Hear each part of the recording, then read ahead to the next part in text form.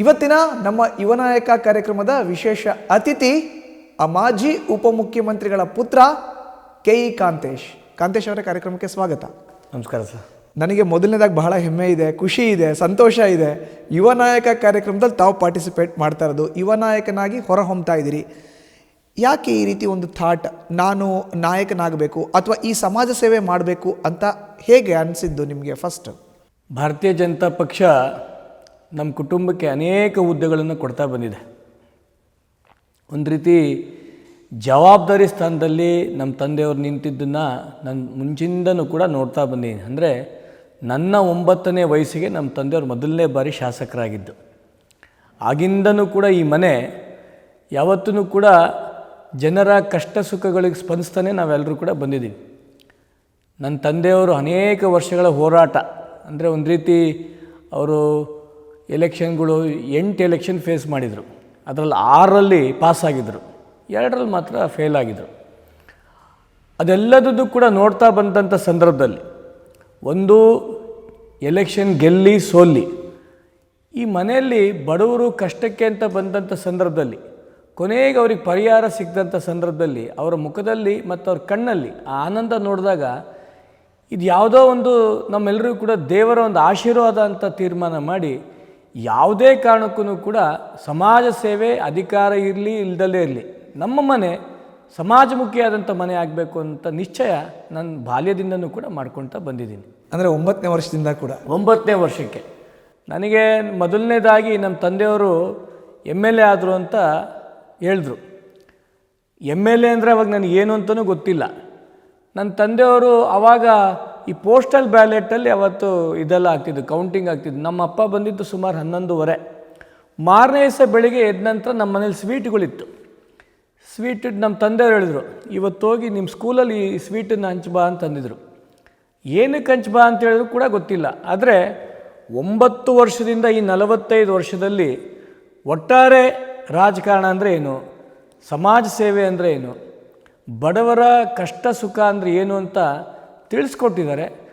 ಮುಂದಿನ ದಿನಗಳಲ್ಲಿ ಎಲ್ಲಿವರೆಗೂ ಕೊನೆಯ ಉಸಿರಿರುತ್ತೋ ಅಲ್ಲಿವರೆಗೂ ಕೂಡ ನಮ್ಮ ಮನೆ, ನಾನು ಸಮಾಜದಲ್ಲಿ ಸಮಾಜಮುಖಿಯಾದಂಥ ಕೆಲಸ ಮಾಡಬೇಕು ಅಂತ ತೀರ್ಮಾನ ಆವಾಗಿಂದ ಮಾಡ್ಕೊಂಡು ಬಂದಿದ್ದೀನಿ. ಬಾಲ್ಯದಲ್ಲಿ 9ನೇ ವಯಸ್ಸಿನಲ್ಲಿ ನೋಡಿದಂಥ ಆ ಒಂದು ಖುಷಿ ಇವಾಗ 45 ವರ್ಷ ಈ ನೋಡಿಕೊಂಡೇ ಬಂದಿದ್ದೀರಿ. ಸಮಾಜದ ಜೊತೆ ಗುರುತಿಸ್ಕೊಳ್ಳುವಂಥದ್ದು, ಸಮಾಜಮುಖಿ ಕಾರ್ಯಗಳಲ್ಲಿ ತಮ್ಮನ್ನು ತಾವು ತೊಡಗಿಸ್ಕೊಳ್ಳುವಂಥದ್ದು ಕಷ್ಟ ಅಂತ ಅನ್ಸಲ್ವಾ? ಕಷ್ಟ ಅಲ್ಲ. ಮೊದಲನೇ ಬಾರಿ ಚುನಾವಣೆ ಸೋತಾಗ, ಅಂದರೆ 1999ರಲ್ಲಿ ಇಸ್ವಿ ನಮ್ಮ ತಂದೆ ಮೊದಲನೇ ಬಾರಿ ಸೋತಿದ್ರು.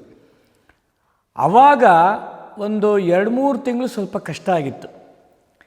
ಅದಾದ ನಂತರದ ದಿನಗಳು ಮತ್ತೊಮ್ಮೆ ಜನಗಳ ಜೊತೆ ಹೋದಂಥ ಸಂದರ್ಭದಲ್ಲಿ ಅವರು ಸ್ಪಂದಿಸಿದಂಥ ಅವ್ರ ನೇಚರ್ಗಳು ನಿಜಕ್ಕೂ ನಮ್ಮೆಲ್ಲರಿಗೂ ಕೂಡ ತುಂಬ ಸಂತೋಷ ಆಯಿತು. ಯಾಕೆಂದರೆ ಸಮಾಜದಲ್ಲಿ ಯಾವತ್ತೂ ಕೂಡ ಒಳ್ಳೆತನಕ್ಕೆ ಬೆಲೆ ಇದ್ದೇ ಇರುತ್ತೆ. ಮತ್ತು ಎಲ್ಲದಕ್ಕಿಂತ ಹೆಚ್ಚಿಗೆ ಯುವಕರಿಗೆ ನಾವೇನು ಯಾವ ರೀತಿ ನಾವು ಕಾರ್ಯಪ್ರವೃತ್ತರಾಗ್ತೀವಿ, ಸಮಾಜ ನಮಗೆ ಅಷ್ಟೇ ಒಪ್ಕೊಳುತ್ತೆ. ಹಾಗಾಗಿ ಅನೇಕ ಯೋಜನೆಗಳನ್ನ ನಾವು ಮಾಡ್ತಾ ಬರ್ತಿರೋದು, ಆ ಒಂದು ದೀನದಲಿತರ ಹಿಂದುಳಿದವ್ರಿಗೆ ಅವ್ರಿಗೆ ಒಂದು ತುತ್ತು ಅನ್ನ ಕೊಡೋಂಥದ್ದು ಇದೆಯಲ್ಲ, ಅದು ನಿಜಕ್ಕೂ ಕೂಡ ನಮ್ಮೆಲ್ಲರಿಗೂ ಕೂಡ ತುಂಬ ಸಂತೋಷ ಕೊಡುತ್ತೆ ಮತ್ತು ಧೈರ್ಯ ಕೊಡುತ್ತೆ. ಈ ರೀತಿ ನಾವು ಕೂಡ ಮಾಡ್ಕೊಳ್ತಾ ಹೋಗ್ಬೋದು ಅನ್ನೋಂಥ ವಿಶ್ವಾಸ ನಮ್ಮಂಥ ಯುವಕರಿಗೆ ಬರ್ತಾ ಹೋಗುತ್ತೆ. ತಂದೆಯನ್ನು ನೋಡಿ ಕಾಂತೇಶ್ ಅವರು ಮೈಗೂಡಿಸ್ಕೊಂಡಂಥ ಆದರ್ಶದ ಬಗ್ಗೆ ಹೇಳೋದಾದರೆ, ದಿಟ್ಟತನ, ಯಾವತ್ತೂ ಕೂಡ ಇಟ್ಟಂಥ ಹೆಜ್ಜೆ ಹಿಂದೆ ಇಡಬಾರ್ದು ಅಂತ ತೋರಿಸ್ಕೊಟ್ಟಂಥ ವ್ಯಕ್ತಿ ಯಾರಪ್ಪ ಅಂತಂದರೆ ನನ್ನ ತಂದೆ ಈಶ್ವರಪ್ಪನವ್ರು ಮಾತ್ರ. ನಾನು ಯಾಕೆ ಈ ಮಾತನ್ನು ಹೇಳ್ತಾ ಇದ್ದೀನಿ ಅಂತಂದರೆ, ಅವ್ರ ಅನೇಕ ಯೋಜನೆಗಳು ಮಹಿಳೆಯರಿಗಿರ್ಬೋದು, ಯುವಕರಿಗಿರ್ಬೋದು, ಸರ್ಕಾರದಲ್ಲಿ ಮಂತ್ರಿ ಆದಂಥ ಸಂದರ್ಭದಲ್ಲಿ ಅವರು ಕೈಗೊಂಡಂಥ ನಿಷ್ಠೆಗಳಿರ್ಬೋದು, ಕೆಲಸ ಕಾರ್ಯಗಳಿರ್ಬೋದು, ಎಲ್ಲದಕ್ಕಿಂತ ಹೆಚ್ಚಿಗೆ ಪಕ್ಷ ಮತ್ತು ಸಂಘಟನೆ ಅನ್ನಂಥ ಬಂದಂಥ ಸಂದರ್ಭದಲ್ಲಿ ಯಾವುದೇ ಒಂದು ಜವಾಬ್ದಾರಿ ಇರ್ಬೋದು, ಯಾವುದೇ ಒಂದು ಕರ್ತವ್ಯ ಕೊಟ್ಟಂಥ ಸಂದರ್ಭದಲ್ಲಿ ಅವರು ನಮಗೆ ಮಾರ್ಗದರ್ಶನ ಮಾಡಿರೋದು ಯಾವತ್ತೂ ಕೂಡ ನಾವು ಮರೀಲಿಕ್ಕಾಗಲ್ಲ. ಆ ದಿಟ್ಟತನ ಯಾವತ್ತಿದ್ರೂ ಕೂಡ ಈಶ್ವರಪ್ಪನವ್ರನ್ನೇ ನೋಡಿ ನಾನು ಕಲ್ತೀನಿ ಅಂತ ತುಂಬ ಸಂತೋಷವಾಗಿ ನಾನು ಹೇಳಲಿಕ್ಕೆ ಇಷ್ಟಪಡ್ತೀನಿ. ಇವತ್ತು ಸಮಾಜದಲ್ಲಿ ಪ್ಯಾರಲಲ್ ಆಗಿ ಸಮಾನಾಂತರವಾಗಿ ನೀವು ಲೈಫನ್ನು ಲೀಡ್ ಮಾಡ್ತಾ ಇದ್ದೀರಿ. ಕಾಂತೇಶ್ ಅವರ ಸಮಾಜಮುಖಿ ಕಾರ್ಯಗಳು ಅದು ಇವತ್ತು ನೆನ್ನೆದಲ್ಲ. ಕೋವಿಡ್ ಸಂದರ್ಭದಿಂದಲೂ ಕೂಡ, ಅದಕ್ಕಿಂತ ಮುಂಚೆ ಇದ್ದಾಗಲೂ ಕೂಡ ತಂದೆಯ ಅನುಪಸ್ಥಿತಿಯಲ್ಲಿ ಅವರು ಮಂತ್ರಿಗಳಾಗಿದ್ದರು, ಉಪಮುಖ್ಯಮಂತ್ರಿಗಳಾಗಿದ್ದರು. ಈ ಸಂದರ್ಭದಲ್ಲಿ ಅವರ ಅನುಪಸ್ಥಿತಿಯಿಂದನೂ ಮಾಡ್ಕೊಂಡು ಬರ್ತಾ ಇದ್ದೀರಿ. ಈಗ ಸಮಾಜಮುಖಿ ಕಾರ್ಯದಲ್ಲಿ ನಿಮಗೆ ಅತ್ಯಂತ ಹೆಚ್ಚು ಖುಷಿ ಕೊಟ್ಟಂಥ ಒಂದೆರಡು ಉದಾಹರಣೆಗಳು ಹೇಳೋದಾದರೆ? ಒಂದು, ಕೋವಿಡಿನ ಸಂದರ್ಭ. ಈ ದೇಶಕ್ಕೆ ನಮ್ಮ ಹೆಮ್ಮೆಯ ಪ್ರಧಾನಿಗಳು ನರೇಂದ್ರ ಮೋದಿಯವರು ನಮ್ಮೆಲ್ಲರೂ ಕೂಡ ಒಂದು ರೀತಿ ಸ್ಫೂರ್ತಿ ಕೊಟ್ಟರು, ಧೃತಿ ಕೆಡಬೇಡಿ ಅಂತ.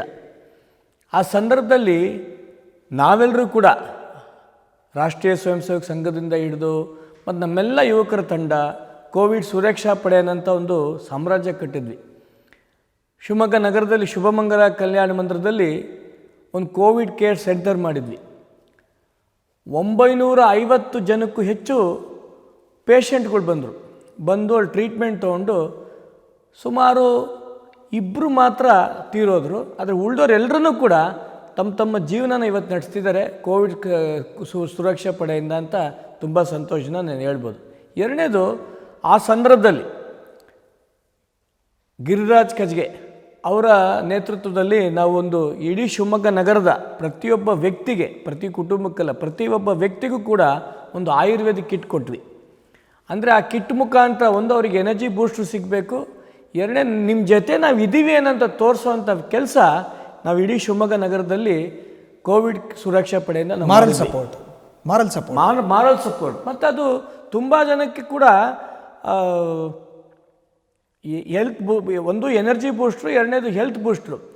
ತುಂಬ ಜನ ತಗೊಂಡ ನಂತರ ಏನೋ ಸಣ್ಣ ಪುಟ್ಟ ಸಮಸ್ಯೆ ಇದ್ದರೂ ಕೂಡ ನಾವೆಲ್ಲರೂ ಕೂಡ ಹುಷಾರಾದ್ವಿ ಅನ್ನೋಂಥ ಮಾಹಿತಿಗಳು ನಮಗೆ ಬರ್ತಾ ಹೋಯ್ತು.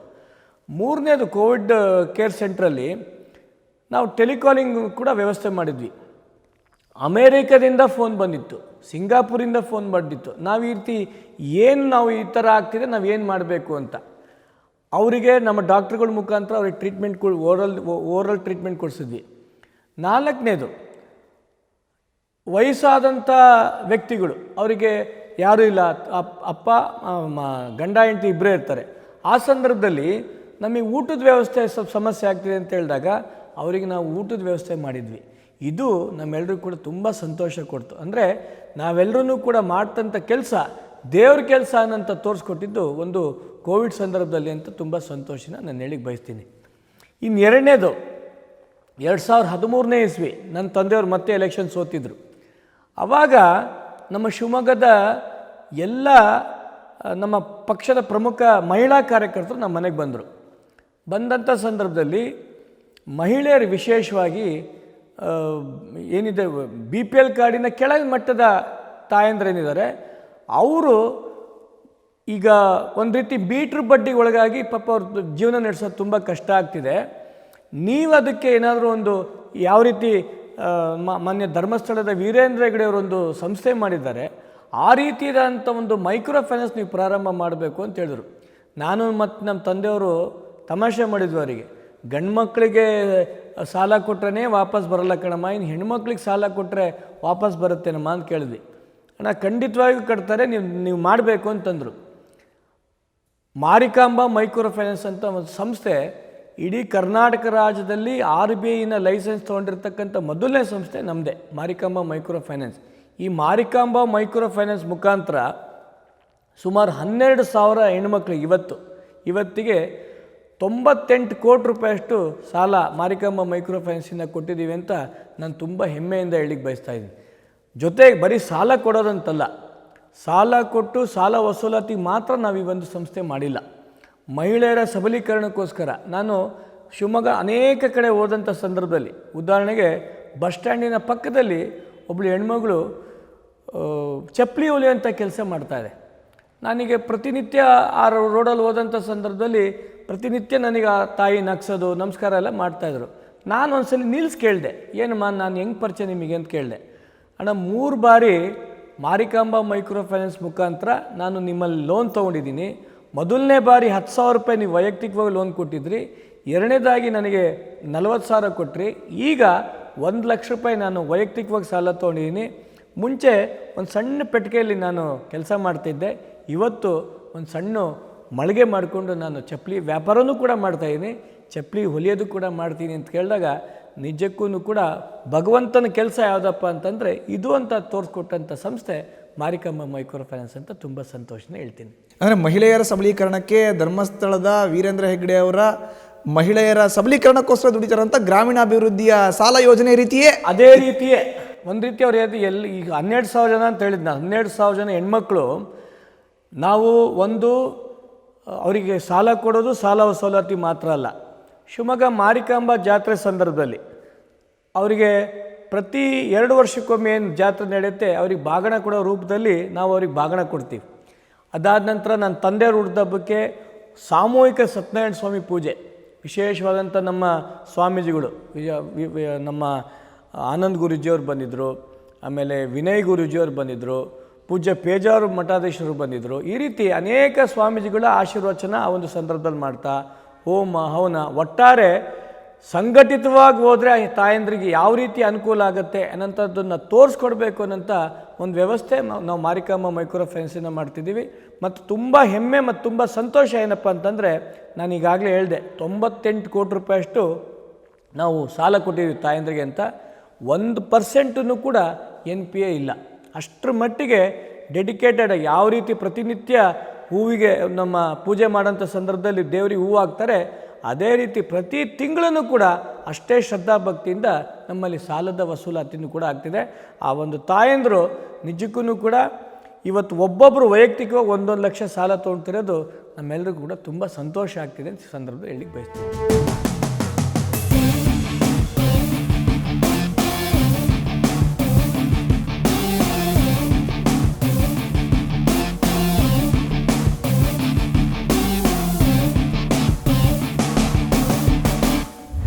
ಮೂವತ್ತು ವರ್ಷದ ಕೆಳಗಡೆ ಕಾಂತೇಶ ಇನ್ನು ಸಣ್ಣ ಹುಡುಗ, ಇವತ್ತು ಒಬ್ಬ ಜನಾನುರಾಗಿ ವ್ಯಕ್ತಿಯಾಗಿ ಶ್ರೀಗಂಧದ ಜೊತೆಗೆ ಕೂಡ ಬೆಳೆದಿದ್ದಾರೆ.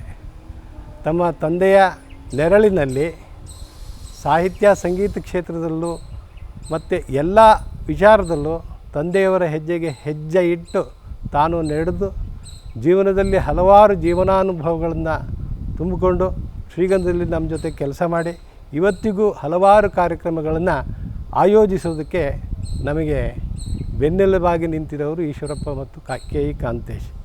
ಕೋವಿಡ್ ಸಮಯದಲ್ಲಿ ದಿನಕ್ಕೆ 100-150 ಕಾಲ್ ಬರೋ ಅಂಥ ಸಮಯದಲ್ಲಿ ನಂತರ ಅದು 500-500ವರೆಗೂ ನಮಗೆ ಫೋನ್ ಕಾಲ್ಸ್ಗಳು ಬರಲಿಕ್ಕೆ ಶುರುವಾಯಿತು. ಇಂಥ ಸಂದರ್ಭದಲ್ಲಿ ಕೆ ಇ ಕಾಂತೇಶ್ ಅವರು ನಮಗೆ ಎಲ್ಲ ರೀತಿಯ ಸಹಕಾರ ನೀಡಿ ಅವರಿಗೆ ಉಚಿತವಾದ ಆಹಾರ ವ್ಯವಸ್ಥೆಯನ್ನು ಮಾಡಲಿಕ್ಕೆ ನಮಗೆ ಸಹಕಾರ ಮಾಡಿದರು. ಹಾಗೂ ಅದೇ ರೀತಿ ಉಚಿತವಾಗಿ ಮೆಡಿಸಿನ್ಸ್ನೆಲ್ಲ ನಾವು ಮನೆಗಳಿಗೆ ಸಲಹೆ ಮಾಡ್ತಿದ್ವಿ. 25-30 ಜನರ ತಂಡ ಇತ್ತು ನಮ್ಮದು. ನಾವು 3 ಭಾಗದಲ್ಲಿ ಹಗಲು ರಾತ್ರಿ ಕೆಲಸ ಮಾಡ್ತಾಯಿದ್ವಿ ಕೋವಿಡ್ ಸಂದರ್ಭದಲ್ಲಿ. ಓಂ ಶಕ್ತಿ ಅಂತ ಒಂದೇ ಹೋಗಿದ್ದು ನಾವು. ಆಮೇಲೆ ಹೋಗ್ತಾ ಒಂದೊಂದೇ ದೇವಸ್ಥಾನ ಇಂಪ್ರೂವ್ಮೆಂಟ್ ಆಯಿತು. ಎಲ್ಲ ದೇವಸ್ಥಾನಕ್ಕೂ ಕರ್ಕೊಂಡವರು. ಅಧಿಕಾರದಲ್ಲಿ ಇದ್ದರೂ ಇಲ್ಲ ಅಂದರು. ನಮಗೆಲ್ಲ 1 ವರ್ಷನೂ ಬಿಟ್ಟಿಲ್ಲ. 35 ಬಸ್ಸಿಂದ ಈಗ 105-110 ಬಸ್ ಆಗೋ ತನಕ ಕರ್ಕೊಂಡೋಗಿದ್ದಾರೆ. ನಮಗಂತೂ ಸ್ವಂತ ಅಣ್ಣ, ಒಡ ಹುಟ್ಟಿದ ಅಣ್ಣ ಅಂತಲೇ ಅನ್ಕೊಂಬಿಟ್ಟಿದ್ದೀವಿ. ಅವರು ಅದೇ ಥರ ನಮಗೆ ಟ್ರೀಟ್ ಮಾಡ್ತಾರೆ. ಓಂ ಶಕ್ತಿ ವಿಚಾರಕ್ಕೆ ಸಂಬಂಧಪಟ್ಟ ಹಾಗೆ ಪ್ರತಿ ಬಾರಿ ಕೂಡ ಪ್ರತಿ ವರ್ಷ ಕೂಡ ಕಾಂತೇಶ್ ಅವರು ಸುಮಾರು 60-80 ಬಸ್ಗಳನ್ನ ಕಳಿಸ್ತಾರೆ ಓಂ ಶಕ್ತಿಗೆ ಅಂತ. ಶಿವಮೊಗ್ಗ ನಗರದಲ್ಲಿ ಧಾರ್ಮಿಕ ಕ್ಷೇತ್ರ, ಸಾಂಸ್ಕೃತಿಕ ಕ್ಷೇತ್ರ ಒಂದು ರೀತಿ ಶಿವಮೊಗ್ಗದಲ್ಲಿ ಅಂದರೆ ಹೇಳಿದ್ರೆ ತಪ್ಪಾಗಲಾರ್ದು. ನಮ್ಮೆಲ್ಲ ತಾಯಂದು ಅದೇ ಹೇಳಿದ್ನಲ್ಲ, ಮಹಿಳೆಯರೇ ನಮ್ಮೆಲ್ಲರಿಗೂ ಕೂಡ ಒಂದು ರೀತಿ ಆದರ್ಶ. ಆ ಒಂದಿಷ್ಟು ಜನ ತಾಯಂದರು ನಮ್ಮ ಮನೆಗೆ ಬಂದಿದ್ದರು. ನಮಗೆ ಮೇಲ್ಮರುತ್ತೂರು, ತಮಿಳುನಾಡಿನ ಮೇಲ್ಮರುತ್ತೂರಿಗೆ ಹೋಗಿ ಬರಲಿಕ್ಕೆ ಸಮಸ್ಯೆ ಆಗ್ತಾಯಿದೆ, ನಿಮ್ಮ ಕಡೆಯಿಂದ ಸ್ವಲ್ಪ ಸಹಕಾರ ಆದರೆ ಒಳ್ಳೆಯದು ಅಂತಂದರು. ಆವಾಗ ತಂದೆಯವರು ಒಂದು ಮಾತಂದರು, ಒಂದ್ಸಲಿ ನಾವು ಕೂಡ ಹೋಗಿ ಬರೋಣ ಕಣಪ್ಪ ಅಂತಂದರು. ಮೊದಲನೇ ಬಾರಿನೇ ಸುಮಾರು 15 ಬಸ್ಸು ನಾವು ಅವ್ರಿಗೆ ಮಾಡಿಕೊಟ್ವಿ. ಆ ಮೊದಲನೇ ಬಾರಿ ಆ 15 ಬಸ್ಸಿನ ತಾಯಂದರು ಹೋಗಿ ಬಂದಂಥ ಸಂದರ್ಭದಲ್ಲಿ ಅವರು ನಮಗೆ ತೋರಿಸಿದಂಥ ಪ್ರೀತಿ ಇವತ್ತೂ ಕೂಡ ನಾವು ಮರೀಲಿಕ್ಕಾಗಲ್ಲ. ಇದು 16ನೇ ವರ್ಷ. ಈ ಬಾರಿ 108 ಬಸ್ಸಲ್ಲಿ ಮೇಲ್ಮರುತ್ತೂರಿಗೆ ನಮ್ಮ ಸುಮಾರು 5,000 ಹೆಣ್ಮಕ್ಳು, ಅಂದರೆ ಪೂರ್ಣವಾಗಿ ನಾವೇ ಅವ್ರಿಗೆ ಸಹಕಾರ ಕೊಡ್ತಿದ್ದೀವಿ ಅಂತಲ್ಲ. ಆ ಒಂದು ಬಡ ಕುಟುಂಬ ಏನಿದೆ ಅವರೂ ಕೂಡ ಸ್ವಲ್ಪ ಅದಕ್ಕೆ ಅಮೌಂಟ್ ಹಾಕ್ತಾರೆ. ಜೊತೆಗೆ ನಮ್ಮ ಕುಟುಂಬದಿಂದ ಕೂಡ ಸ್ವಲ್ಪ ಸಹಕಾರ ಮಾಡ್ತಾ ಪ್ರತಿ ವರ್ಷ ಯಾವ ವರ್ಷವೂ ಕೂಡ ನಿಲ್ಲಿಸ್ದಲೆ ಸುಮಾರು 5ರಿಂದ 6 ವರ್ಷ 6 ದಿನ ಒಟ್ಟು ಅವರು ಪೂರ್ಣ ತೀರ್ಥಯಾತ್ರೆ ಮಾಡ್ತಾರೆ. ತಮಿಳ್ನಾಡಲ್ಲ, ಶಿವಮೊಗ್ಗದಿಂದ ತಮಿಳ್ನಾಡು ಮೇಲ್ಮರುತ್ತೂರ್ವರೆಗೂ. ಉದಾಹರಣೆಗೆ ಮಲೆ ಮಹದೇಶ್ವರ ಬೆಟ್ಟ, ನಮ್ಮ ಮೈಸೂರು ಚಾಮುಂಡೇಶ್ವರಿ ದರ್ಶನ, ಮಧುರೈ ದರ್ಶನ, ಪಳನಿ ದರ್ಶನ, ಈ ಥರ ಮುಗಿಸ್ಕೊಂತ ಮೇಲ್ಮರುತ್ತೂರಿಗೂ ಮತ್ತೆ ಅದೇ ರೀತಿ ವಾಪಸ್ ಬರ್ತಾರೆ. ಅಲ್ಲಿ ಯಾವ್ಯಾವ ತೀರ್ಥಕ್ಷೇತ್ರಗಳು ಸಿಗುತ್ತೋ ಅದೆಲ್ಲದನ್ನು ಕೂಡ ನೋಡ್ಕೊಂಡು ವಾಪಸ್ ಬರ್ತಾರೆ. ಆ ಇಡೀ ಕುಟುಂಬ ಅಂದರೆ ಮೊದಲನೇ ಬಾರಿ ಯಾರು ಬಂದಿದ್ದಾರೆ ಇವತ್ತೂ ಕೂಡ 16ನೇ ವರ್ಷಕ್ಕೂ ಕೂಡ ಆ ಒಂದು ಸಂಖ್ಯೆ ಜಾಸ್ತಿ ಆಗ್ತಾಯಿದೆ. ಅಂದರೆ ಅವರೆಲ್ಲರೂ ಕೂಡ ಏನಪ್ಪ ಅಂತಂದರೆ ಆ ತಾಯಿ ದರ್ಶನ ಮಾಡಿದ ನಂತರ ನನ್ನ ಕುಟುಂಬಕ್ಕೆ ಒಳ್ಳೆಯದಾಗ್ತಿದೆ, ನನ್ನ ಸಂಸಾರಕ್ಕೆ ಒಳ್ಳೆಯದಾಗ್ತಿದೆ ನನ್ನ ಒಂದೇ ಒಂದು ಉದ್ದೇಶದಿಂದ ಸಂಖ್ಯೆ ಜಾಸ್ತಿ ಆಗ್ತಿದೆ, ಬಸ್ಸಿನ ಸಂಖ್ಯೆ ಜಾಸ್ತಿ ಆಗ್ತಿದೆ.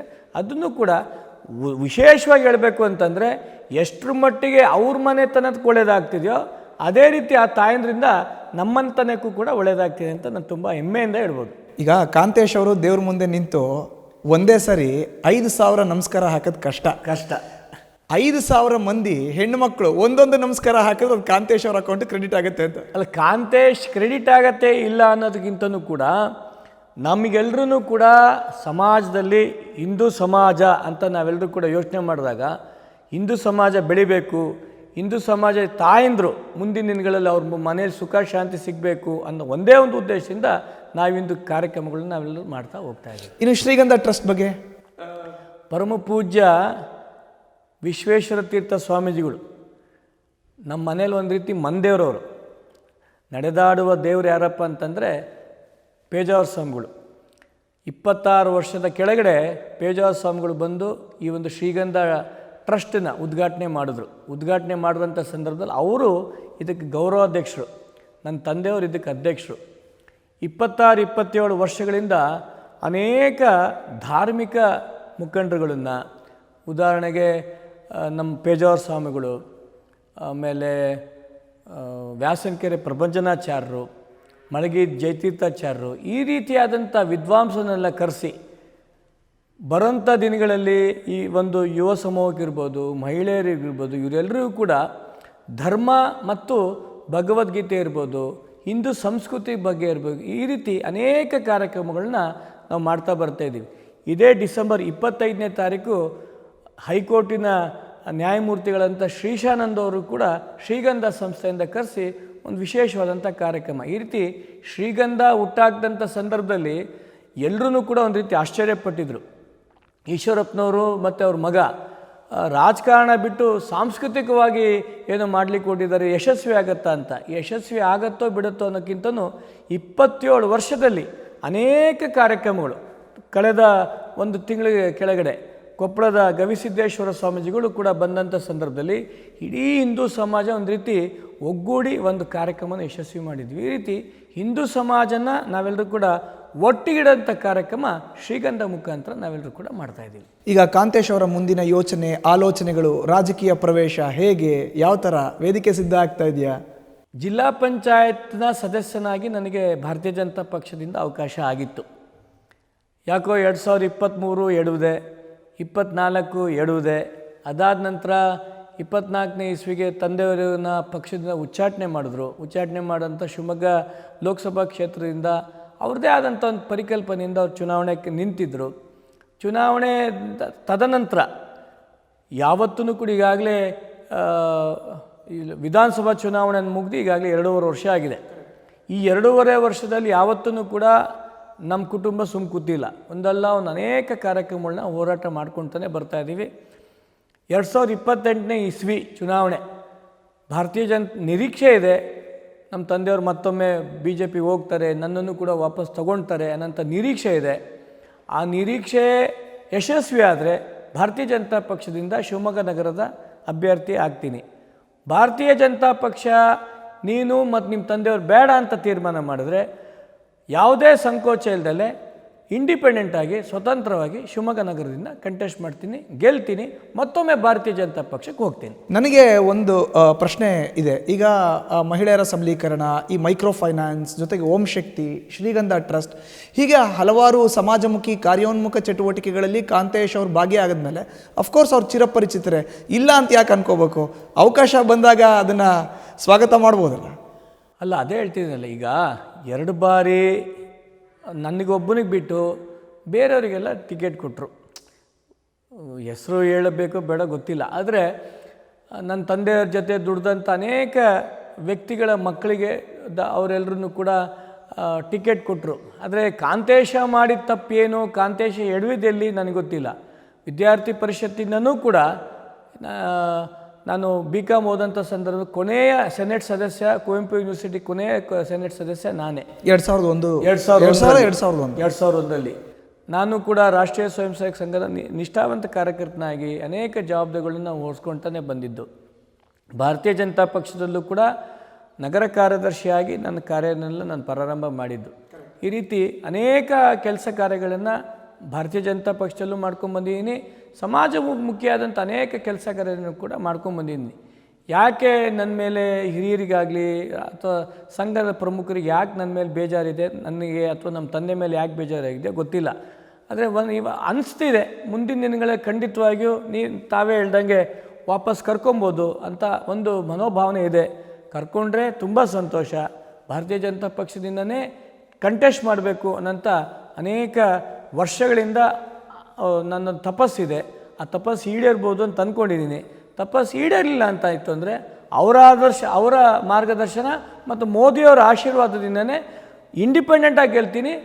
ಹೋದರೆ ಯಾವುದೇ ಕಾರಣಕ್ಕೂ ಕೂಡ ಭಾರತೀಯ ಜನತಾ ಪಕ್ಷಕ್ಕೆ ಹೋಗೋದು, ಮತ್ತು ಇನ್ಯಾವ ಪಕ್ಷಕ್ಕೂ ಕೂಡ ಹೋಗಲ್ಲ, ತಾಯಿ ದ್ರೋಹ ಮಾಡಲ್ಲ, ಇಂಡಿಪೆಂಡೆಂಟಾಗಿ ನಿಲ್ತೀನಿ, ಇಂಡಿಪೆಂಡೆಂಟಾಗಿ ಗೆಲ್ತೀನಿ, ಮತ್ತು BJPಗೆ ಹೋಗಿ ಸೇರ್ಕೊತೀನಿ. ನಂದು ಅದೇ ಪ್ರಶ್ನೆ ಇತ್ತು. ಈಶ್ವರಪ್ಪನವರು ಪಕ್ಷದಿಂದ ಉಚ್ಚಾಟನೆ ಆದಾಗಲೂ ಕೂಡ ನನ್ನ ತವ್ರ ಮನೆ ಅದು ಅನ್ನೋ ಮಾತನ್ನೇ ಉಲ್ಲೇಖ ಮಾಡ್ತಾಯಿದ್ರು. ಒಬ್ಬ ಸಾಮಾನ್ಯ ಅಡಿಕೆ ಮಂಡಿಯಲ್ಲಿ ಕೆಲಸ ಮಾಡ್ತಿದ್ದೀನಿ ನಮ್ಮ ಅಜ್ಜಿ. ಅಂಥವ್ರ ಮಗನ ರಾಜ್ಯದ ಉಪಮುಖ್ಯಮಂತ್ರಿ ಸ್ಥಾನದವರೆಗೂ ತಗೊಳ್ಳೋವಂಥ ಪಕ್ಷ ಭಾರತೀಯ ಜನತಾ ಪಕ್ಷ. ಆ ಪಕ್ಷಕ್ಕೆ ದ್ರೋಹ ಬಗ್ಗೆ ಅಂತ ಕೆಲಸ ಈ ಮನೆಯಿಂದ ಯಾವುದೇ ಕಾರಣಕ್ಕೂ ಆಗಲ್ಲ. ವಿಶ್ವಾಸ ಇದೆ, ಕೊಡ್ಬೋದು ಅನ್ನೋಂಥ ವಿಶ್ವಾಸ ಇದೆ. ಕೊಟ್ಟರೆ ಖಂಡಿತವಾಗಿಯೂ BJPಯಿಂದ ಕಂಟೆಸ್ಟ್ ಮಾಡ್ತೀವಿ. ಮುಂದಿನ ದಿನಗಳಲ್ಲಿ ಈಗ ಉದಾಹರಣೆಗೆ ಹೇಳಬೇಕು ಅಂದರೆ ಅನೇಕ ಪಕ್ಷಗಳಿಂದ ಒತ್ತಡ ಇದೆ. ಯಾವ ಪಕ್ಷದಿಂದ ಒತ್ತಡ ಬರ್ತಿದೆ ಅನ್ನೋಕ್ಕಿಂತನೂ ಕೂಡ ನಿಶ್ಚಯ ಮಾಡಿದ್ದೀವಿ, ಯಾವುದೇ ಕಾರಣಕ್ಕೂ ಕೂಡ ಬೇರೆ ಯಾವುದೇ ಪಕ್ಷಕ್ಕೂ ಹೋಗ್ದಲ್ಲೇ 100ಕ್ಕೆ 100 ವಿಶ್ವಾಸ ಇದೆ, ಪಕ್ಷದಿಂದ ಸಿಗುತ್ತೆ. ಇಂಡಿಪೆಂಡೆಂಟ್ ಆಗೋದು ನಿಂತು ಭಾರತೀಯ ಜನತಾ ಪಕ್ಷಕ್ಕೆ ಮತ್ತೊಮ್ಮೆ ಹೋಗೋದು, ಇದರಲ್ಲಿ ನಿರ್ಣಯ ಪ್ರಶ್ನೆ ಇಲ್ಲ. ಈಗ ರೈತ ದೇಶದ ಬೆನ್ನೆಲುಬು, ಯುವಕರು ನಾಡು ಮತ್ತು ದೇಶವನ್ನು ಕಟ್ಟುವಂಥವ್ರು. ಆ ಕಟ್ಟುವಂಥ ಸಮಾಜಮುಖಿ ಕಾರ್ಯಕ್ರಮದಲ್ಲಿ ತಾವು ಗುರುತಿಸ್ಕೊಳ್ತಾ ಬರ್ತಾ ಇದ್ದೀರಿ. ಈಗ ನಿಮ್ಮ ಜೊತೆ ಇರೋ ಅಂಥ ಕಾರ್ಯಕರ್ತರ ಪಡೆ, ಬೆಂಬಲಿಗರು, ನಿಮ್ಮ ಅಭಿಮಾನಿಗಳು, ಆ ವರ್ಗದ ಬಗ್ಗೆ ಹೇಳೋದಾದರೆ ತುಂಬ ಸಂತೋಷ ಆಗತ್ತೆ. ಯಾಕೆಂತಂದರೆ ಅಧಿಕಾರ ಇದ್ದಂಥ ಸಂದರ್ಭದಲ್ಲಿ ಜನಗಳು ಇರ್ಬೋದು, ಯುವಕರು ಇರ್ಬೋದು, ನಮ್ಮ ಜೊತೆ ಇರೋದು ಇಲ್ಲದೆ ಇರೋದು ದೊಡ್ಡದಲ್ಲ. ಆದರೆ ಯಾವುದೇ ಅಧಿಕಾರ ಇಲ್ದಲೆ, ವಿಶೇಷವಾಗಿ ಕಳೆದ ವರ್ಷ ಇದೇ ಸಂದರ್ಭದಲ್ಲಿ ನವಂಬರ್ನಲ್ಲಿ ಒಂದು ವಿಶೇಷವಾದಂಥ ರೈಲಲ್ಲಿ ನಮ್ಮ ಇಡೀ ಶಿವಮೊಗ್ಗ ನಗರದ 1300 ಜನಕ್ಕೆ ಅಯೋಧ್ಯೆ ಮತ್ತು ಕಾಶಿಯ ಒಂದು ಯಾತ್ರೆ ಮಾಡಿಸ್ಬೇಕು ಅಂತ ತಂದೆಯವರು ತೀರ್ಮಾನ ಮಾಡಿದಾಗ ನಾನು ಈ ಸಂದರ್ಭದಲ್ಲಿ ಮಾನ್ಯ ನಮ್ಮ ರೈಲ್ವೆ ಸಚಿವರಂಥ ಸೋಮಣ್ಣವ್ರಿಗೆ ನೆನೆಸ್ಕೊಳ್ಳಲೇಬೇಕು. ಅವರ ಒಂದು ಅನೇಕ ನಮಗೆ ತುಂಬ ಸಹಕಾರ ಕೊಟ್ಟರು. 1300 ಜನಕ್ಕೆ ಶಿವಮೊಗ್ಗ ನಗರದಿಂದ ಕಾಶಿ ಮತ್ತು ಅಯೋಧ್ಯೆ ಮತ್ತು ವಾಪಸ್ ಕಾಶಿ ಮತ್ತು ಶಿವಮೊಗ್ಗ ಕರ್ಕೊಂಬಂದಾಗ ನಮಗೇನೂ ಕೂಡ ಗೊತ್ತಿರಲಿಲ್ಲ. ಕನಿಷ್ಠ ಅಂದ್ರೂ ಕೂಡ ಒಂದು 200ರಿಂದ 250 ಜನ ನಮ್ಮ ಕಾರ್ಯಕರ್ತರು ಪಾಪ ಹಗಲಿರುಳು ಕೆಲಸ ಮಾಡಿ ಆ ಒಂದು ಇಡೀ ಒಂದು ಯಾತ್ರೆನ ಯಶಸ್ವಿ ಮಾಡಲಿಕ್ಕೆ ಆ ಯುವ ತಂಡ ನಮಗೆ ಸ್ಫೂರ್ತಿ. ಇನ್ನು ಎರಡನೇದು, ಇತ್ತೀಚೆಗೆ ಗೋವರ್ಧನ ಟ್ರಸ್ಟ್ ಅನ್ನೋಂಥ ಒಂದು ಸಂಸ್ಥೆ ನಾವು ಪ್ರಾರಂಭ ಮಾಡಿದ್ವಿ. ಗೋವರ್ಧನ ಟ್ರಸ್ಟ್ ಮುಖಾಂತರ ಶಿವಮೊಗ್ಗ ನಗರದಲ್ಲಿ ಒಟ್ಟು 3 ಗೋಶಾಲೆಗಳಿದೆ. ಜ್ಞಾನೇಶ್ವರಿ ಗೋಶಾಲೆ, ಮಹಾವೀರ್ ಗೋಶಾಲೆ, ಸುರಭಿ ಗೋಶಾಲೆ. ಈ 3 ಗೋಶಾಲೆಯ ಪ್ರಮುಖರಿಗೆ ಮಾತಾಡಿದಾಗ ಅನೇಕ ಮೂಲಭೂತ ಸೌಕರ್ಯಗಳು ಅವ್ರು ಕೇಳ್ತಾ ಹೋದರು. ಅವ್ರು ಕೇಳಿದಂಥ ಸಂದರ್ಭದಲ್ಲಿ ನಮಗನ್ಸಿದ್ದು, ಶಿವಮೊಗ್ಗ ನಗರ ಪ್ರತಿಯೊಬ್ಬ ಗೋಪ್ರೇಮಿಗಳನ್ನು ಇದರಲ್ಲಿ ನಾವು ತೊಡಗಿಸ್ಕೊಳ್ಳೋಣ ಅಂತ ಯೋಚನೆ ಮಾಡಿ ಕೇವಲ 2 ತಿಂಗಳಲ್ಲಿ 5,000 ಮನೆನ ನಮ್ಮ ಎಲ್ಲ ಕಾರ್ಯಕರ್ತರು ರೀಚ್ ಆದರು. ಪ್ರತಿಯೊಂದು ಮನೆಯಿಂದನೂ ಕೂಡ ನಾವು ತುಂಬ ಕೇಳ್ತಾ ಇಲ್ಲ, ಒಂದು ಮನೆಯಿಂದ ₹100 ಕೊಡಿ, ಪ್ರತಿ ತಿಂಗಳು ಕೊಡಬೇಕು ಅಂತ ಹೇಳಿದಾಗ ಸುಮಾರು 2,500ರಿಂದ 3,000 ಈಗಾಗಲೇ ECS ಅಂದರೆ ಪ್ರತಿ ತಿಂಗಳು ಬ್ಯಾಂಕ್ ಮುಖಾಂತರ ಟ್ರಾನ್ಸಾಕ್ಷನ್ ಆಗಲಿಕ್ಕೆ ECS ಮುಖಾಂತರ ಆ ಫಾರ್ಮ್ ಆಗಲೇ ಭರ್ತಿಯಾಗಿ ಪ್ರತಿ ತಿಂಗಳು ನಮಗೆ ಬರೋಂಥ ವ್ಯವಸ್ಥೆ ನಮ್ಮ ಈ ಯುವಕರ ತಂಡ ಮಾಡ್ತು. ಅಂದರೆ ನಮ್ಮ ಜೊತೆ ಕಾರ್ಯಕರ್ತರ ಪಡೆ ಅಂದರೆ ಈಶ್ವರಪ್ಪನವ್ರ ಮುಖಾಂತರ ನಾವೆಲ್ಲರೂ ಕೂಡ ಧಾರ್ಮಿಕವಾಗಿ ಮತ್ತು ರಾಜಕಾರಣವಾಗಿ ಬೆಳಿಬೇಕು ಅನ್ನೋಂಥ ಅನೇಕ ಯುವಕರಿದ್ದಾರೆ. ಅವರನ್ನು ನಾವು ಯಾವುದೇ ಕಾರಣಕ್ಕೂ ಕೂಡ ಮುಂದಿನ ದಿನಗಳಲ್ಲಿ ಅವರ ರಾಜಕೀಯನೂ ಕೂಡ ಯಶಸ್ವಿ ಆಗಬೇಕು. ಆ ದೃಷ್ಟಿಯಲ್ಲೂ ಕೂಡ ನಾವು ಮುಂದಿನ ಹೆಜ್ಜೆ ಇಡ್ತೀವಿ ಅಂತ ಈ ಸಂದರ್ಭದಲ್ಲಿ ಹೇಳ್ತೇನೆ. ನೀವು ನಿಮ್ಮ ಬೆಂಬಲಿಗರಿಗೆ, ಅಭಿಮಾನಿಗಳಿಗೆ ಈ ರೀತಿ ಒಂದು ನೆನಪು ಮಾಡಿಕೊಂಡು ಅವರ ಶಕ್ತಿ ಸಾಮರ್ಥ್ಯನ ಬಳಕೆ ಮಾಡಿಕೊಂಡು ಮೇಲೆ ಬೆಳೀತಾ ಇದ್ದೀರಿ. ಇದನ್ನು ನಿಮ್ಮ ತಂದೆಯವರು ಬಹಳ ಸೂಕ್ಷ್ಮವಾಗಿ ಅವರ ಕಣ್ಣಿಂದ ನೋಡ್ತಾ ಇದ್ದಾರೆ. ಅವ್ರು ಕೊಡುವಂಥ ಸಲಹೆ ಸೂಚನೆ ಏನೇನು ಈ ಸಂದರ್ಭದಲ್ಲಿ? ಒಂದು ಕಾರ್ಯಕರ್ತರಿಗೆ ಯಾವತ್ತೂ ಕೂಡ ನೋಯಿಸಬಾರ್ದು. ಮುಂಚಿಂದನೂ ಕೂಡ ಕಾರ್ಯಕರ್ತರೇ, ನಮ್ಮ ತಂದೆಯವರು ರಾಜ್ಯದ ಅಧ್ಯಕ್ಷ ಆದಂಥ ಸಂದರ್ಭದಲ್ಲಿ 1 ಬೂತ್ 10 ಯೂತ್ ಇದನ್ನು ಅವ್ರು ಘೋಷಣೆ ಅಡಿಯಲ್ಲಿ ಕೆಲಸ ಮಾಡಿದವರು. ಆ ಸಂದರ್ಭದಲ್ಲಿ ಕಾಲೇಜ್ ಓದ್ತಾ ಇದ್ದೆ. ಒಂದು ಬೂತಿಗೆ 10 ಜನ ಹುಡುಗರು ಸಿಗ್ತಾರಾ ಅಂತ ಯೋಚನೆ ಮಾಡಿದಾಗ ಕರ್ನಾಟಕ ರಾಜ್ಯದ 60%ಕ್ಕಿಂತ ಹೆಚ್ಚು ಬೂತ್ಗಳಲ್ಲಿ ಭಾರತೀಯ ಜನತಾ ಪಕ್ಷಕ್ಕೆ ಆ ಸಂದರ್ಭದಲ್ಲಿ ಬೂತ್ ಮಟ್ಟದಲ್ಲಿ ಕಾರ್ಯಕರ್ತರು ಸಿಕ್ಕಿದ್ರು. ಅಂದರೆ ಎಲ್ಲ ಯುವಕರು ಸಿಕ್ಕಿದ್ರು. ಯುವಕರು ಮನಸ್ಸು ಮಾಡಿದ್ರೆ ಖಂಡಿತವಾಗಿಯೂ ಕೂಡ ಏನಾದರೂ ದೇಶ ಕಟ್ಟಂಥ ಕೆಲಸದಲ್ಲಿ ಮೊದಲನೇ ಆದ್ಯತೆ ಯುವಕರು ಮಾಡೇ ಮಾಡ್ತಾರೆ. ಅವರನ್ನು ಯಾವುದೇ ಕಾರಣಕ್ಕೂ ಕೂಡ ತಾತ್ಸಾರ ಮಾಡಬೇಡ. ಅವರು ಯಾವುದೇ ಸಂದರ್ಭದಲ್ಲಿ ಬಂದಂಥ ಸಂದರ್ಭದಲ್ಲಿ, ಎರಡನೇದು ಅವ್ರು ಯಾವುದೇ ಸಂದರ್ಭದಲ್ಲಿ ಫೋನ್ ಮಾಡಿದಾಗ, ಮಧ್ಯರಾತ್ರಿ ಫೋನ್ ಮಾಡಿದಾಗೂ ಕೂಡ ಅವ್ರ ಕರೆಗೆ ಸ್ಪಂದಿಸಬೇಕು. ಯಾವುದೇ ಸಂದರ್ಭದಲ್ಲೂ ಕೂಡ ಅವ್ರ ಜೊತೆ ನಾವು ನಿಲ್ಲಬೇಕು ಅಂತ ನಮ್ಮ ತಂದೆ ನನಗೆ ತೋರಿಸ್ಕೊಟ್ಟಿದ್ದಾರೆ. ಯಾರು? ಕಾಂತೇಶ್ ಅವ್ರಿಗೆ ರೋಲ್ ಮಾಡೆಲ್ ಒಂದು ನರೇಂದ್ರ ಮೋದಿಯವರು, ಎರಡನೇದು ಯಡಿಯೂರಪ್ಪನವರು, ಮೂರನೇದು ಯಾವತ್ತೂ ಕೂಡ ನನ್ನ ತಂದೆ ಅಂತ ಹೇಳಲ್ಲ, ನನ್ನ ತಂದೆ, ನನ್ನ ಸ್ನೇಹಿತ, ನನ್ನ ಗಾಡ್ ಫಾದರು, ಪ್ರತಿಯೊಂದು ನನ್ನ ಹೆಜ್ಜೆನೂ ಕೂಡ ಸೂಕ್ಷ್ಮವಾಗಿ ಗಮನಿಸ್ತಾ ನೀನು ಈ ಥರ ಹೋದ್ರೇ ಸರಿಯಾಗೋದು ಅನ್ನೋಂಥ ವ್ಯಕ್ತಿ ಯಾರಪ್ಪ ಅಂತಂದರೆ ನನ್ನ ತಂದೆಯವರು ಈಶ್ವರಪ್ಪನವರು. ಮತ್ತು ಎಲ್ಲದಕ್ಕಿಂತ ಹೆಚ್ಚಿಗೆ ಯಡಿಯೂರಪ್ಪನವರ ಆ ಒಂದು ಹೋರಾಟ, ಅದು ಹೇಳಿದ್ನಲ್ಲ, ನನ್ನ 9ನೇ ವಯಸ್ಸಿಂದ ಅವರಿಬ್ಬರು ಒಂದು ರೀತಿ ಜೋಡೆತ್ತುಗಳ ರೀತಿಯಲ್ಲಿ ಓಡಾಡೋಂಥ ಪ್ರತಿಯೊಂದು ಹೆಜ್ಜೆನೂ ಕೂಡ ನಾನು ಗಮನಿಸ್ತಾ ಬಂದೀನಿ. ಯಡಿಯೂರಪ್ಪನವರು, ಈಶ್ವರಪ್ಪನವರು ಇಬ್ಬರೂ ಕೂಡ ನನ್ನ ರೋಲ್ ಮಾಡಲ್ಲ ಅಂತ ಈ ಸಂದರ್ಭದಲ್ಲಿ ಗಟ್ಟಿಯಾಗಿ ನಾನು ಹೇಳ್ತೀನಿ. ಇವತ್ತು ನ್ಯೂಸ್ ಫಸ್ಟ್ ಯುವ ನಾಯಕ ವೇದಿಕೆಯಲ್ಲಿ ತಾವು ಇದ್ದೀರಿ. ಯುವಕರಿಗೆ ಏನು ಸಂದೇಶ ಕೊಡೋಕ್ಕೆ ಇಷ್ಟಪಡ್ತೀರಿ? ರಾಜ್ಯದ ಯುವಕರಿಗೆ ಒಂದು ಏನಪ್ಪ ಅಂತಂದರೆ, ಈ ದೇಶದ ಬೆನ್ನೆಲುಬೆ ಯುವಕ. ನಮ್ಮೆಲ್ಲರೂ ಕೂಡ ಒಂದು ರೀತಿ ಭಗವಂತನ ರೂಪದಲ್ಲಿ ಈ ದೇಶಕ್ಕೆ ಮಾನ್ಯ ಪ್ರಧಾನಮಂತ್ರಿಗಳಾದಂಥ ನರೇಂದ್ರ ಮೋದಿ ನಮ್ಮೆಲ್ಲರೂ ಕೂಡ ಸಿಕ್ಕಿದ್ದಾರೆ. ಅನೇಕ ಯೋಜನೆಗಳು ಯುವಕರಿಗೆ, ಮಹಿಳೆಯರಿಗೆ, ಯುವತಿಯರಿಗೆ ಕೊಡ್ತಿರೋದು ನಮ್ಮೆಲ್ಲರೂ ಕೂಡ ಒಂದು ರೀತಿ ಅದೃಷ್ಟ ಮತ್ತು ನಮ್ಮೆಲ್ಲರೂ ಕೂಡ ಆಶೀರ್ವಾದ. ಇದನ್ನು ಮೋದಿಯವ್ರು ಕೊಟ್ಟಂಥ ಪ್ರತಿಯೊಂದು ಯೋಜನೆನ ನಾವೆಲ್ಲರೂ ಕೂಡ ಬಳಸ್ಕೊಳ್ಳೋಣ. ಜೊತೆಗೆ ಮೋದಿಯವ್ರ ಜೊತೆ ನಿಲ್ಲಂಥ ಕೆಲಸ ನಾವೆಲ್ಲರೂ ಸೇರಿ ಮಾಡೋಣ. ಈ ದೇಶ ಮತ್ತು ರಾಜ್ಯ ಕಟ್ಟಂಥ ಕೆಲಸ ನಾವು ಯುವಕರು ಸೇರಿ ಮಾಡೋಣ ಅಂತ ನಾನು ಈ ಒಂದು ಸಂದರ್ಭದಲ್ಲಿ ನಾನು ಹೇಳಿ ಬಯಸ್ತೇನೆ. ಥ್ಯಾಂಕ್ ಯು ಕಾಂತೇಶ್ ಅವರೇ, ಆಲ್ ದಿ ಬೆಸ್ಟ್. ಇದು ಒಟ್ಟಾರೆ ಕಾಂತೇಶ್ ಅವರ ಮಾತು. ಮುಂಬರುವಂಥ ದಿನದಲ್ಲಿ ಸಕ್ರಿಯ ರಾಜಕಾರಣಿ ಆಗು ಅಂತ ಕನಸನ್ನು ಇಟ್ಕೊಂಡು ಇವತ್ತು ತನ್ನ ಯುವಕರ ಪಡೆಯನ್ನು ಕಟ್ಕೊಂಡು ಯುವಕರನ್ನ ಬೆಂಬಲಿಸ್ತಾ, ಪೋಷಿಸ್ತಾ, ಅವರಿಂದ ಸಿಗೋ ಅಂಥ ಶಕ್ತಿಯನ್ನು ಸದ್ಬಳಕೆ ಮಾಡ್ಕೊಳ್ತಾ ಇಡೀ ಶಿವಮೊಗ್ಗ ಮಾತ್ರ ಅಲ್ಲದೆ ರಾಜ್ಯವನ್ನೇ ತನ್ನತ್ತ ನೋಡು ಅಂತ ಯುವ ನಾಯಕನಾಗಿ ಎಮರ್ಜ್ ಆಗಿದ್ದಾರೆ. ಇದೇ ಈ ಹೊತ್ತಿನ ವಿಶೇಷ. ಕ್ಷಣ ಕ್ಷಣದ ಮಾಹಿತಿಗಾಗಿ ನೋಡ್ತಾ ಇರಿ ನ್ಯೂಸ್ ಫಸ್ಟ್. ನಿರ್ಭೀತಿಯಿಂದ ನಿಮ್ಮ ಪರವಾಗಿ